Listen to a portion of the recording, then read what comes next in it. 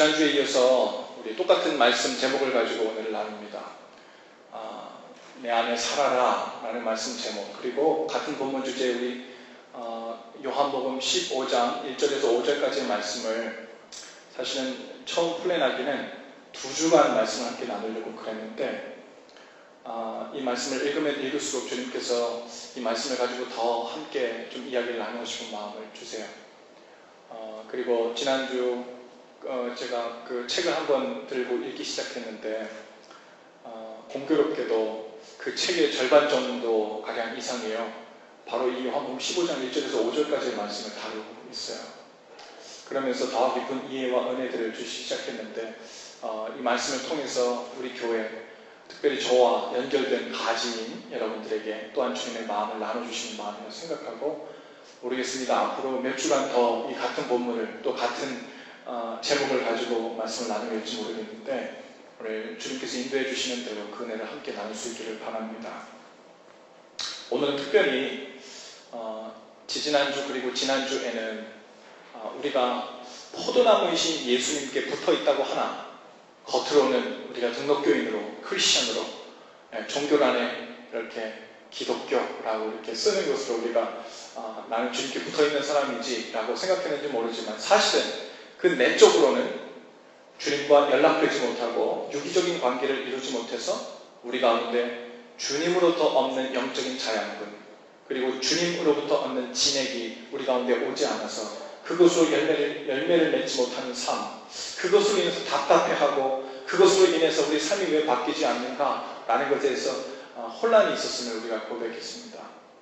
그래서 우리가 무엇보다도 주님께 붙어있되 겉뿐만 아니라 그 속까지 주님께 온전히 붙어있어야 하는 말씀 드렸어요. 오늘은 특별히 우리가 열매를 맺어야 하되 그 맺어야 되는 그 열매가 무엇인가에 관해서 좀 함께 이야기 나누고 싶습니다.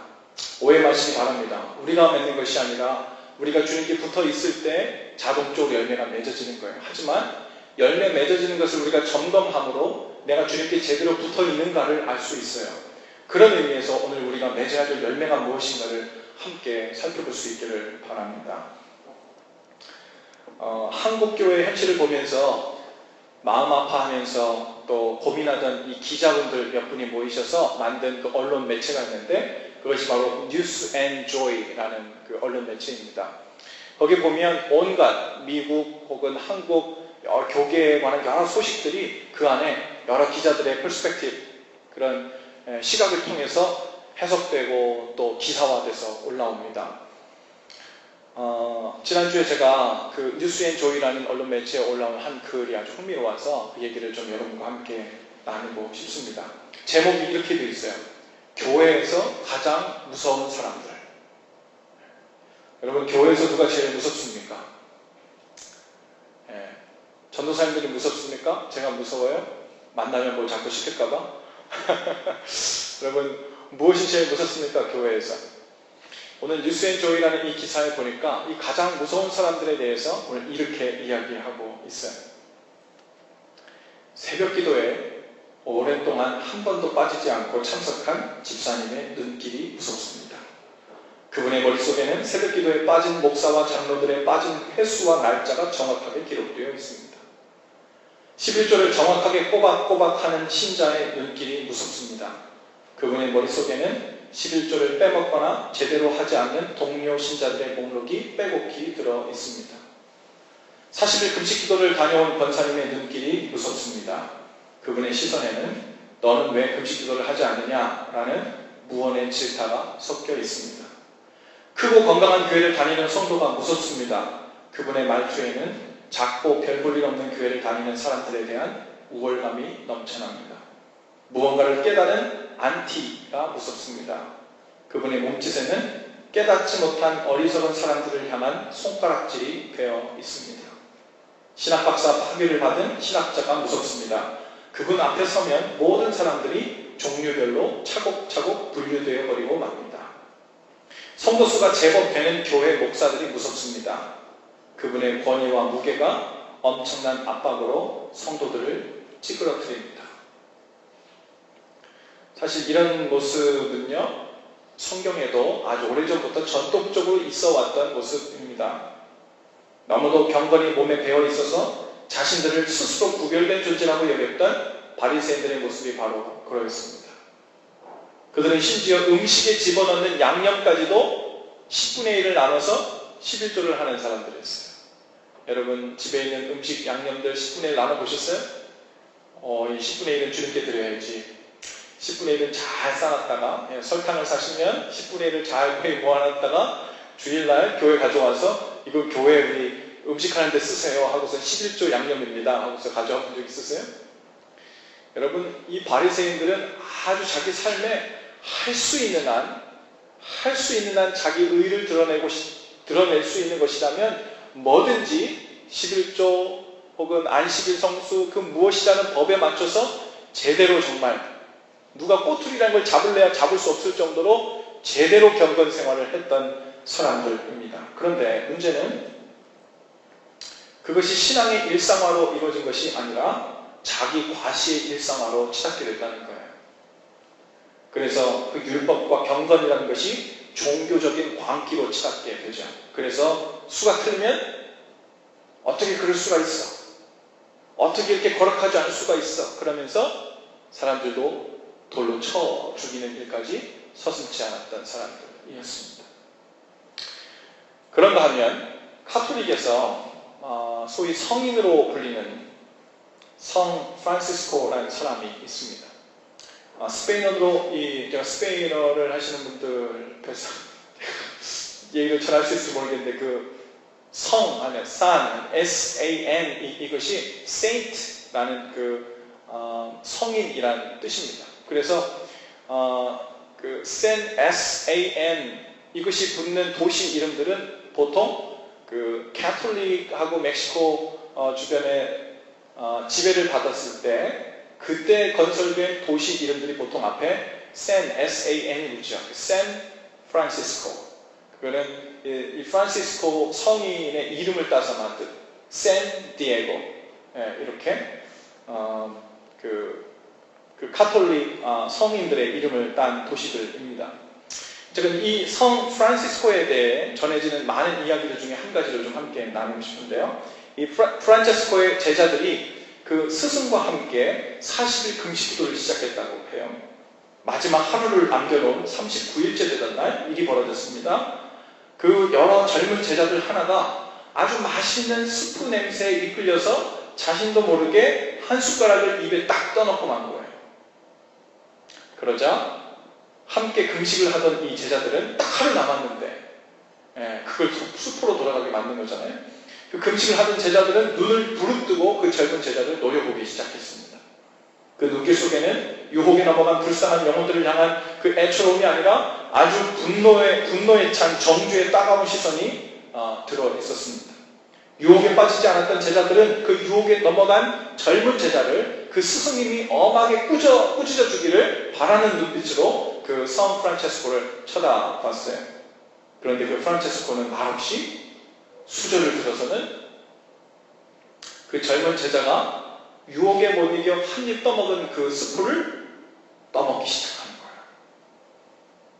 경악의 눈길로 스승을 쳐다보고 있던 그 제자들 향해서 그 프란체스코가 이렇게 이야기합니다. 우리가 금식을 하며 기도를 드리는 것은 모두가 예수님의 인격을 담고 그분의 성품을 본받아 서로가 서로를 참으며 사랑하며 아끼자는 것입니다. 저 젊은이가 유혹을 이기지 못하고 스프를 떠먹은 것은 죄가 아닙니다. 하지만 그를 정죄하고 배척하는 여러분들이야말로 지금 큰 죄를 짓고 있는 것입니다. 굶으면서 서로 미워하는 것보다 실컷 먹고 사랑하는 것이 훨씬 낫습니다. 여러분, 포도나무 가지의 존재 이유는 포도 열매를 맺어야 되는 거예요. 포도를 결실하지 못하는 가지는 더 이상 포도나무 가지가 아니죠. 그런데 그러면 이 포도나무 가지가 반드시 맺어야 할 열매는 무엇인가? 오늘 이 말씀이 우리가 이게 요한복음 15장을 1절에서 5절까지 오늘 읽었는데 그 뒤를 쭉쭉 읽어 내려가다 보면 주님께서 우리에게 명하시는 반드시 맺게 되는 그 포도나무 가지의 열매가 무엇인지를 우리에게 얘기해 주고 있어요. 그것이 여러분 가지고 있는 설교 요약 노트에도 함께 나와 있어요. 요한복음 15장 12절 그리고 17절 두 절 말씀입니다. 우리 한 목소리로 좀 함께 읽읍시다. 12절 시작. 내 계명은 곧 내가 너희를 사랑한 것 같이 너희도 서로 사랑하라 하는 이것이니라. 17절요. 내가 이것을 너희에게 명함은 너희로 서로 사랑하게 함이로라. 아멘. 포도나무에 붙어있는 가지들이 반드시 결실해야 되는 열매는 뭐예요? 서로 사랑하는 것입니다. 많은 그리스도인들이 신앙생활을 하면서요, 서로 사랑하는 것에 대한 이야기를 너무 많이 들었어요. 그래서 그 중요성을 모르는 바가 아니에요. 그런데 그 중요성을 예수님이 중요하게 생각하는 것만큼 정말 알고 계십니까? Question. 사랑 중요하지. 예수님도 사랑 중요하다 그랬지. 그런데 우리가 신앙생활을 하면서 정말로 중요하게 여기며 사는 것을 살펴보면 예수님이 그만큼 중요하다고 말씀하신 그 사랑에 대해서 예수님이 강조하신 것만큼 그만큼 중요하다고 생각하지 않는 것 같습니다. 예수님은 예배와 선교 그리고 봉사 등을 우리 가지들이 맺어야 할 열매라고 말하시지 않으셨어요. 오해하지 마세요.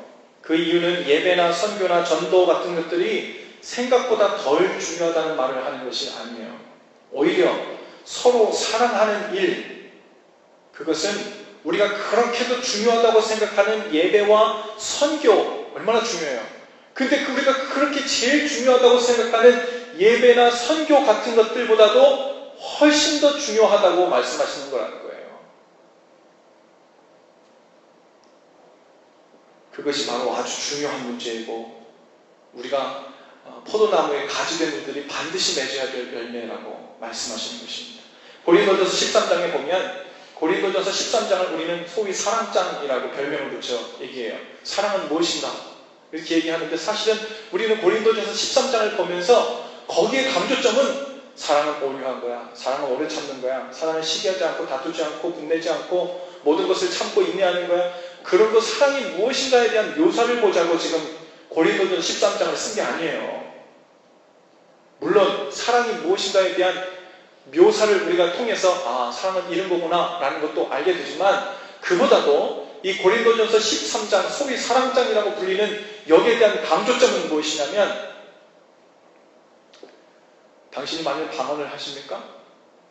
방언은 이런 언어잖아요. 스페인어 하세요? 전도하기 위해서? 중국어를 하십니까? 일어를 하세요? 아프리카어를 하십니까? 심지어 하나님께서 우리에게 특별한 은혜를 주셔서 눈에 보이지 않는 천사들이 말하는 그 언어, 천상의 그 언어를 알아서 천사들과 커뮤니케이션 할 수 있는 언어를 우리가 깨닫고 그런 은사를 받았다고 해도 사랑이 없으면 nothing, 아무것도 아닙니다. 그 이야기를 통해서 사랑이 얼만큼 중요한가를 가르쳐 주시는 게 고린도전서 13장이에요. 심지어 내 몸을 다른 사람을 위해서 불사르게 내어준다 해도 사랑이 없으면 nothing.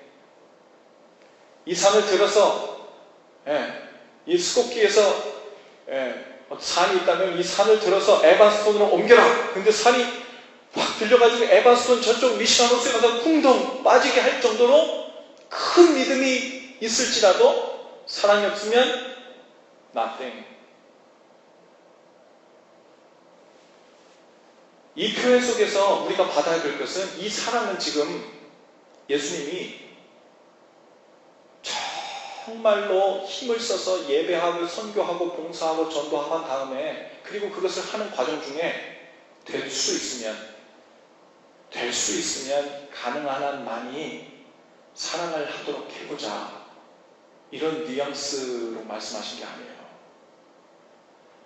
사랑이 무엇보다도 가장 중요하게 우리가 애써야 될, 열매 맺어야 될 문제이고 중요한 것이고 만일 그것보다 더 중요하게 생각하는 것이 있다면 잘못 가고 있다고 하는 말을 하는 거예요.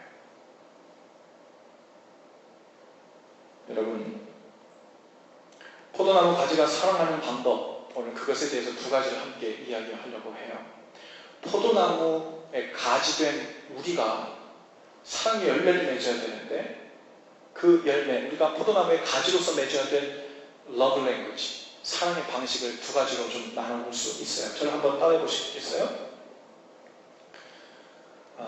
자리를 지켜주는 것. 따라해 보세요. 자리를 지켜주는 것. 예, 다른 가지들을 떠나지 않고 곁에서 자리를 지켜주는 것. 그것이 포도나무의 가지된 우리들이 맺어야 될 사랑의 열매, 즉 방식이라는 것입니다. 여러분, 가지는 곁에 있는 다른 가지들을 피하지 않아요. 못마땅한 가지가 있어도, 볼품없이 띠뚤빼뚤한 가지가 있어도 그 못난 가지 곁에 그대로 떠나지 않고 위치하고 있습니다. 잘난 가지들을 찾아가지 않습니다. 곁에 이웃하고 있는 가지들이 어떻게 생겼든지 그 가지들 곁에 있는 것이 사명인 줄로 알고 항상 그 자리를 지킵니다. 그것이 이 포도나무 가지들의 사랑의 방식, love language예요. 그래서 이 사랑은요, 곁에 있어주는 거예요. 곁에 있어주는 거예요. 옆에 누가 있어요, 지금? 네. 옆에 있는 사람에게 감사하시기 바랍니다. 곁에 있어줘서. 곁에 있어주는 거예요, 여러분. 이건 보통 일이 아니에요. 곁에 있어주려면 뭐가 필요해요? 시간이 필요합니다. 시간을 희생하지 않고, 시간을 내어주지 않고 곁에 있어줄 수 없어요. 사랑하면서 시간 내는 것을 아까워하면 그것은 사랑이 아니죠. 우리가 어쩔 수 없어서 시간이 없는 것은 어쩔 수 없어요. 하지만 내가 다른 일을 하느라고 사랑하는 일에, 사랑하는 사람과 함께 있지 못하고 그 곁에 있어주지 못한다면 그 사랑의 적신호가 들어오는 것이죠. 사랑한다고 하면서 연인과 전화통화하는 시간이 아깝고 만나서 그저 함께 있으면서 시간을 보내는 일을 생산적인 일이 못 된다면서 안타까워하면 그건 사랑이 아니죠. 약 한 10년 전에 저와 아내가 사랑에 빠졌던 적이 있습니다. 오해하지 마세요. 그때만 사랑에 빠졌고 지금은 안 빠졌다는 게 아니라 그때는 더 뜨겁게 빠졌던 적이 있어요. 지금은 사랑이 이게 뜨겁게 되는 스타일이 달라지는 거죠. 10년 전에 우리 아내를 만나고 난 사랑에 빠지게 됐을 때 만난 지 한 2주 정도 됐나 봐요. 자, 지금 아주 재밌는 얘기로 잠에서 깨세요. 한 2주 정도 됐나 봐요. 아내 생일이 마침 다가왔어요. 저를 기회죠, 그렇죠? 그래서 아내 생일날이 토요일 날이었는데 그 아내 생일날 깜짝 선물을 주려고 그 인천에서, 제가 살던 인천에서 아내가 묵고 있던 경기도 이천까지 운전해 가서 그 당시 아내가 살던 집 앞에 선물을 놓고 오는 계획을 세웠습니다. 그래서 교회에서 금요일 저녁 철야 예배를 끝나고 밤 11시쯤이 됐나 봐요. 밤 11시쯤에 제가 운전을 하고 이제 이천을 향해서 출발하는 거예요. 그런데 제가 그 당시만 해도요, 운전을 하고 하이웨이를 타본 적이 한 번도 없었어요. 내비게이션도 없었습니다. 밤 운전인데 비는 부슬부슬 와요. 근데 오직 내 그 사랑을 표현해 보겠다고 그 1시간 반 정도면 갈 수 있는 거리인데 이제 운전해가지고 가기 시작했어요. 제가 그 인천에서 톨게이트에 가서 물어봤죠. 어떻게 하면 경기도 이천을 갈 수 있습니까? 그랬더니 어느 하이웨이를 타야 되냐고 이렇게 물어봤어요. 거기서 타려면 어디를 타야 됩니까? 영동고속도로를 타야 된대요.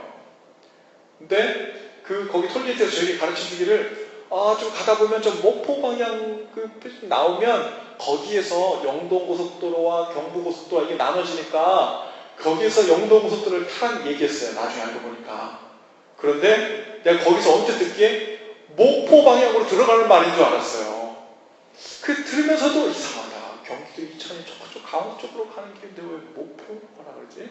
그런 생각을 하면서도 한 번도 안 가본 길이니까 믿고 의지하여 제가 순종해서 갔죠. 그리고 가다가 목포가 나와서 목포 방향으로 빠졌어요. 한참 가는데 역시나 분위기가 이상해요. 나오는 지명들이 막 서산이 나오고 막 그래요. 도대체 서산이 어디까지 가는 거예요?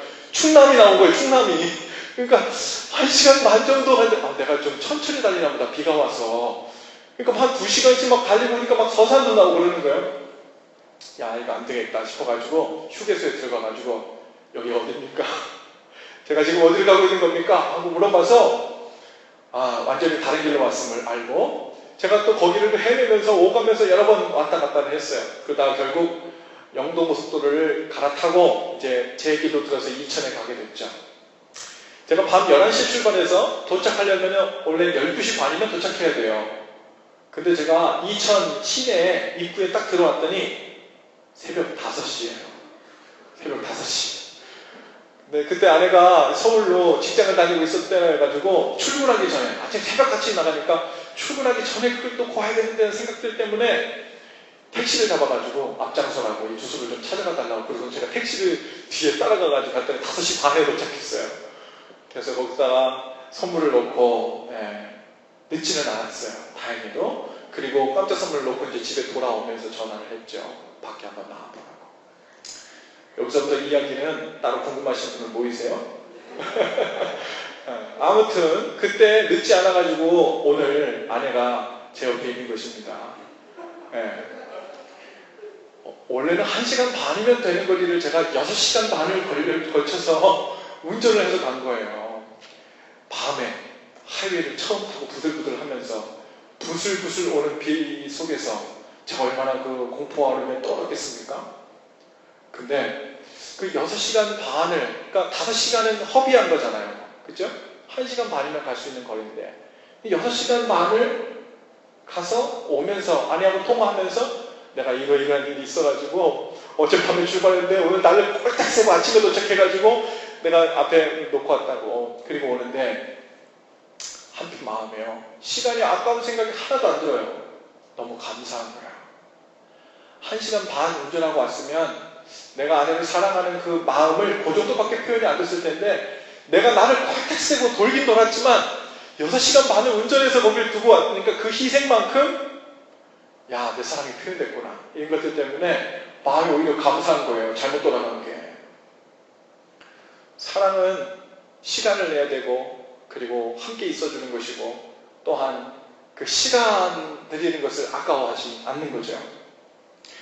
어떤 목사님께서 그 젊은 한 여성도님이 젊을 때 남편이 그 암으로 돌아가신 그 이야기를 상담하며 들었다고 해요.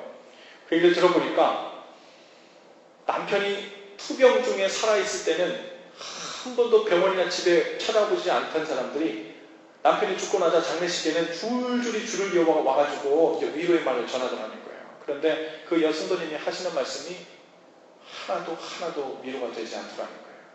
오히려 립서비스 한다고 생각이 들어서 너무 서운한 생각만 계속 들었다는 거죠.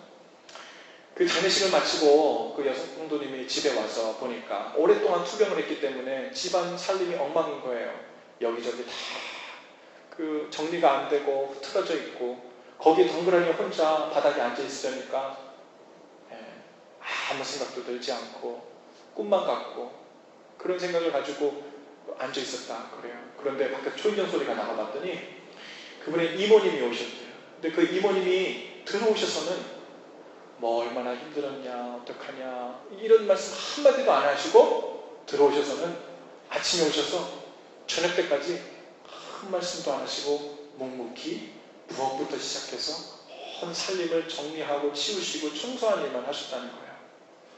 그리고 시간이 다 지난 다음에 저녁 때가 돼서 그냥 아무 말도 없이 그냥 돌아가셨다. 그런데 그 여성분이 하시는 말씀이 얼마나 큰 위로를 받았는지 모른다는 거예요. 그 이모님은 자기 마음을 모두 다 이해하고 있는 분 같았다는 거예요.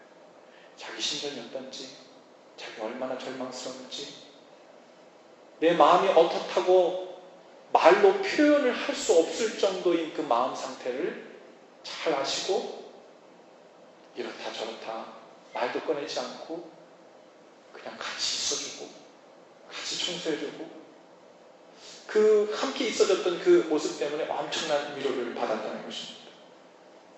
여러분, 우리가 정말 포도나무 가지라면 포도나무이신 예수님으로부터 공급받은 그 진행을 가지고 우리도 이렇게 사랑해야 합니다. 주님은 우리 곁에 있어 주시기 위해서 하늘 보좌를 버리고 오셨어요. 함께 있어 주시고 함께 계시다가 승천하셨죠? 그리고 우리에게 주신 약속이 있어요.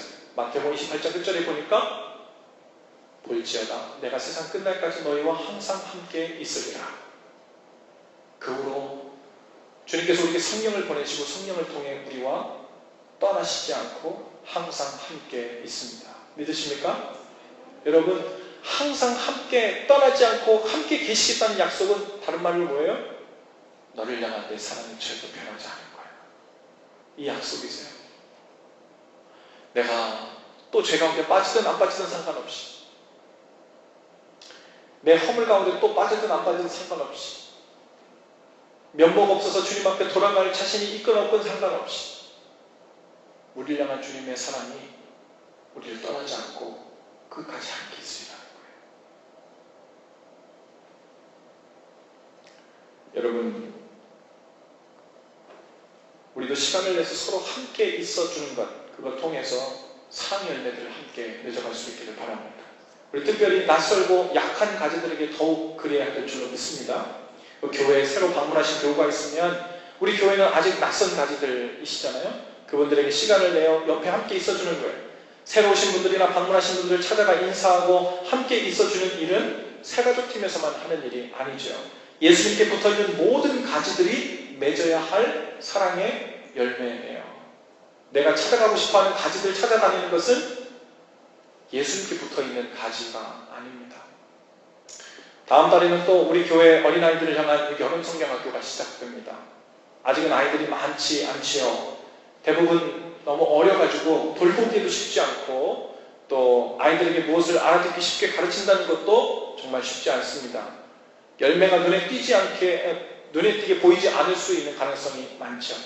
하지만 그렇게 약하고 작고 미숙하기 때문에 더더욱 굵고 튼튼하고 큰 가지들의 사랑이, 그리고 함께 있어주는 그 사랑이 필요한 줄로 믿습니다.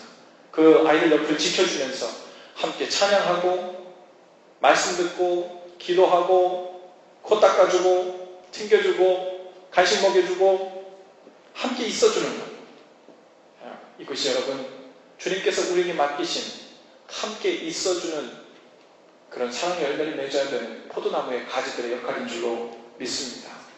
아멘 하신 분들, 여러분 여름성경 기간 중에 다 교사하세요. 오늘 우리 예배 후에 이곳에서 우리 여름성경 강습회가 있는데 한 번도 해보신 적 없으셨어도 누구든지 웰컴입니다. 하루라도 오실 수 있는 분들은 오셔서 함께 동참하시고, 난 아이들이 날 별로 안 좋아하는데 나만 보면 무서워하고 피하고 그러는데, 그럼 오셔가지고 저하고 같이 간식 준비하세요. 저도 이 여름성경 그 기간은 풀타임으로 제가 머슴 노릇하려고 합니다. 어려운 거, 무거운 거 저하고 같이 드실 분들은 함께 신청해서 와주세요. 우리 옆에 저기 계신 분들께 이렇게 한번 말해줍시다. 제가 당신 곁을 지켜드리겠습니다. 제가 당신 곁을 지켜드리겠습니다. 여러분, 가지들이 서로 사랑하는 또 하나의 방법이 있습니다. 우리가 맺어야 될, 포도나무의 가지된 자로서 열매 맺어야 될 것은 무엇이냐면 서로 밑가지가 되어주는 것입니다. 뭐가 되어준다고요? 밑가지. 밑에 있는 가지가 되어주는 거예요. 보세요 여러분, 포도나무에서 줄기가 나와서 가지가 쭉 뻗어났다고 봅시다. 첫 번째 가지가 뻗어나왔어요. 그러면 거기에서 두 번째 가지가 또 뻗어나오죠. 그러면 첫 번째 가지는 밑으로 가게 되고 두 번째 가지는 위를 향해 가게 돼요. 그리고 세 번째 가지는 거기서 또 뻗어나와요. 두 번째 가지는 또 그 밑에 오게 되죠. 가지는 자기가 첫 번째 나왔다고, 내가 제일 오래됐다고, 그리고 내가 제일 굵다고 위에 올라가지 않습니다. 오래될수록, 굵을수록, 성숙할수록 어디로 가요? 밑으로 내려가요. 그리고 두 번째, 세 번째 나오는 가지들이 마음껏 더 뻗어나갈 수 있도록 지탱해주는 역할들을 하는 거예요. 만약에 뒤바뀌었다고 생각해 봅시다.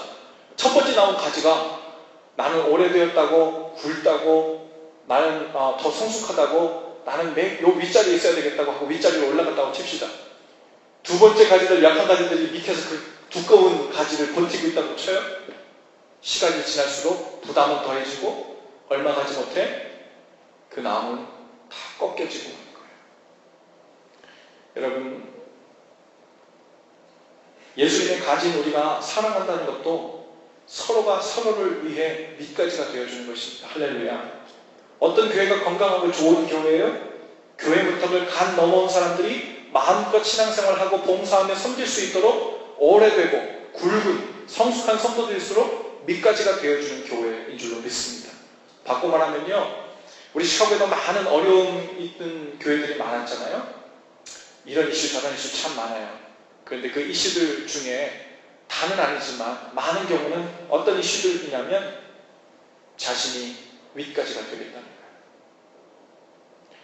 내가 이렇게 굵은데, 내가 이렇게 이 포도나무에서 중요한 역할을 하고 있는데 내가 어떻게 밑에 가겠냐는 거예요. 윗자리 위에 있겠다는 거예요. 그러다 보니까 이 포도나무라는 이 교회가 이 무게를 지탱하지 못하고 약한 가지들이 그것을 버티고 있으려니까 다 부러져 내리는 거예요. 다 꺾여버리는 거예요. 어떤 문제가 일어나서 아닌가. 여러분, 교회마다 문제없는 교회는 없어요. 왜요? 교회는 예수 믿는 사람들이 모임이에요. 예수 믿는 사람들은 죄가 없습니까? No. 죄인들이라고 공표한 사람들의 모임이에요. 문제투성이인 사람들의 모임이에요. 문제 덩어리들이 모여가지고 있는 것을 교회라고 불러요. 근데 그것이 어떻게 문제가 없겠어요? 문제가 없는 교회를 찾으십니까? 지구를 떠나셔야 돼요. 문제 없는 교회를 찾으세요? 그렇게 세팅된 교회는 없어요. 문제는 없애는 게 아니라 매니지하는 거예요. 관리하는 거예요. 그 관리하는 것은 무엇이냐면 우리가 예수님을 더욱 닮아서 성숙해지는 것입니다. 그래서 내가 성숙해질수록 위에 가겠다고 그러는 것이 아니라 섬기는 자가 되고 밑으로 들어가서 밑가지가 되어주고 다른 가지들이 마음껏 뻗어나갈 수 있도록 든든하게 버텨주는 거예요. 이렇게 제대로 된 성장 과정을 거치게 되면 얼마 가지 않아서 이 나무가 가지가 뻗게 되고 두꺼워지고 거목이 되어져 가는 거예요. 교회는 요행으로 혹은 어느 돈 많은 사람이어서 헌금 많이 해서 혹은 똑똑한 사람이어서 리더십을 해서 그렇게 해서 교회가 성장하고 성숙해지는 건 아니에요. 예수님을 닮아간, 예수님을 닮은 그 성숙하고 겸손한 사람들, 그리고 밑가지가 되기로 결단하고 그러한 삶을 살겠다고 작정한 사람들이 많은 교회, 그 교회는 문제가 있어도 매니저가 되는 거예요. 문제가 있어도 그것이 문제가 붉어져서 가지를 부러뜨릴 만큼 가지를 못해요. 우리 모두가 예수님 닮아서 밑가지가 되어가는 길, 그 길로 다 부름받게 된 줄로 믿습니다. 오해하지 마세요. 제가 일부에 대해서 이런 설교를 하니까 사람들이 눈빛이 나한테 이제 그만 사역하라는 건가? 나한테 일 그만 내려놓으라는 건가? 이런 눈빛을 날 쳐다보더라고요. 여러분, 하시던 일 열심히 하세요. 네. 앞으로 주님께서 우리에게 주시는 그 사명들, 또한 우리가 함께 섬기게 될 그런 사명들에서 내가 할 수 있지만 이 사람이 섬기면 더 좋은 삶은 무엇인가? 내가 할 수 있지만 이 사람과 함께 나눠서 일을 하게 되면 더 하나님께 영광이 될 일은 무엇인가? 지금 당장 있다는 것이 아니라 그 눈을 항상 주님의 눈으로 뜨고 쳐다보고 그렇게 마음이 깨어있지 않으면 언젠가는 우리가 눈이 닫아져서 그것이 있어도 보이지 않을 때가 와요. 저도 이것이 숙제입니다. 전 목사잖아요. 그러다 보니까 다른 말로 하면 목사를 여러 가지 말로 표현할 수 있지만 만약에 그냥 이런 역할적인 것으로 제가 이야기하자면 교회라는 곳에 대한 전문가예요. 그 전문 지식 혹은 그 전문성을 가지고 훈련받은 사람이에요. 그런데 제 아내도 저도 모르게 교회에 대해서는 나보다 잘하는 사람 없지, 교회에 대해서 내가 제일 많이 배웠지, 이런 생각들이 마음속에 들어오기 시작하면요, 이것도 내가 하고 저것도 내가 하고 이건 내가 하면 잘하고 그런 생각들이 들어오면 이제 그 교회는 망하는 거예요. 나도 모르게 내가 할 수 있지만 누가 하면 더 좋은 것은 무엇인가? 내가 할 수 있지만 이 사람에게 맡겨주면 더 교회가 풍성해질 것은 무엇인가?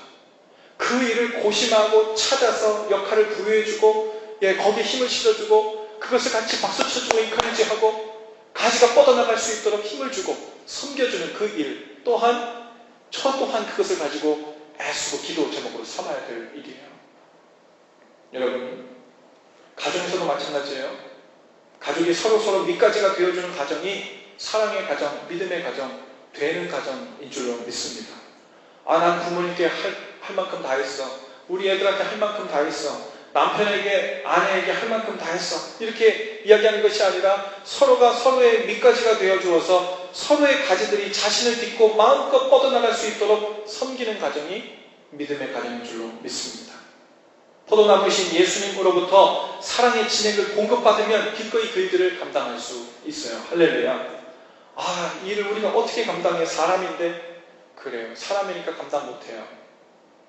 그래서 우리는 그렇게 많이 실패했는데도 여전히 내 힘으로, 내 노력으로, 내 최선으로 어떻게 해보려는 마음이 아직도 우리 가운데 있다는 거예요. 여러분, 우리 힘으로는 안 됩니다.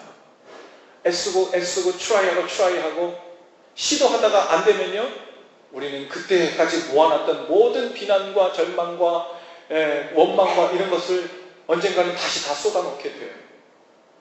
우리가 온전히 얻어야 될 그 진액은 예수님께 붙어서 예수님으로부터 공급받는 것입니다. 할렐루야. 오늘 그 일에 다 성공하실 수 있기를 바랍니다. 마태복음 20장 25절에서 28절 말씀에 보면 제가 표준세번역 성경으로 한번 읽어드리겠습니다. 너희가 아는 대로 민족들을 통치하는 사람들은 그들을 마구 내리누르고 고관들은 세도를 부린다. 그러나 너희끼리는 그렇게 해서는 안 된다.